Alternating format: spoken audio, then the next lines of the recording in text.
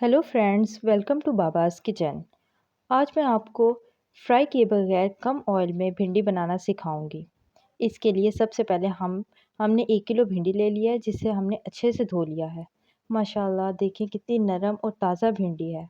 ये अच्छे से अब धुल गई हैं।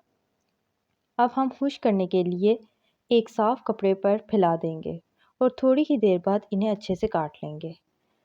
5 से 10 मिनट के लिए इसे धूप में फैला देंगे ताकि जो भी नमी या लेस वगैरह है ख़त्म हो जाए। ऐसा करने से हमारी भिंडी अच्छे से और बहुत ही मज़ेदार पकेगी। जब तक भिंडी धूप में रखी है, दूसरी तरफ हम मसाला तैयार कर लेंगे। मसाले में हम 4 कच्चे टमाटर, कुछ हरी मिर्चें और आधा किलो प्याज ले लेंगे। प्याज और टमाटर को बारीक काट लेंगे।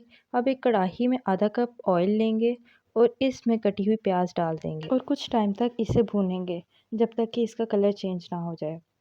मैं आपको एक सीक्रेट बताऊं कि मैंने कच्चे टमाटर क्यों लिए हैं, क्योंकि मेरे पास खटास के लिए कोई भी कच्चा आम या इमली वगैरह नहीं थी, इसलिए मैंने टमाटर ही ले लिए। इससे खटास का टेस्ट आता है और आपको पता है कि भिंडी खटास के साथ ही अच्छी लगती है। जैसा कि प्याज का कलर चेंज हो गया है, मैंने इसके अंदर टमाटर ऐड कर दिए हैं। अब हम टमाटर को 3 से 4 मिनट तक इसमें प्याज में भूनेंगे ताकि ये भी अच्छे से गल जाए। वैसे तो भिंडी सबकी फेवरेट सब्ज़ी होती है और इसको बनाने के भी कई तरीके होते हैं। हमारे घर में भी काफ़ी तरीक़ों से ये बनती है, लेकिन ये मेरी फेवरेट रेसिपी है।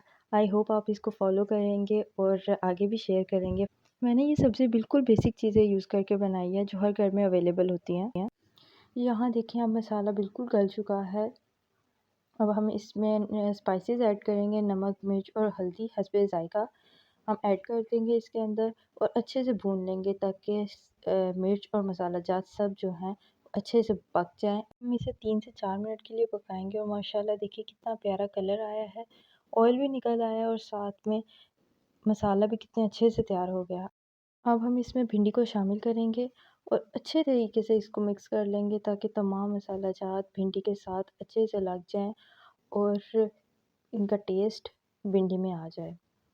अच्छे से मिक्स करने के बाद हम इसको 10 से 15 मिनट तक ढक के रख देंगे और माशाल्लाह देखिए हमारी भिंडी कितने अच्छे से गल चुकी है। तमाम मसाले इसमें अच्छे से मिक्स हो चुके हैं। अब हम इसमें गरम मसाला और कुछ हरी मिर्चें शामिल करेंगे और इसी के साथ हम इसको डिश आउट कर लेंगे। माशाल्लाह देखिए एक एक भिंडी साथ अलग अलग है और बहुत ही टेस्टी, बहुत ही लजीज भिंडी की रेसिपी आपके साथ शेयर की है। आई होप आपको ये वीडियो पसंद आई होगी। अगर आपको वीडियो पसंद आई है तो इसे लाइक, शेयर और सब्सक्राइब करें। Thanks for watching.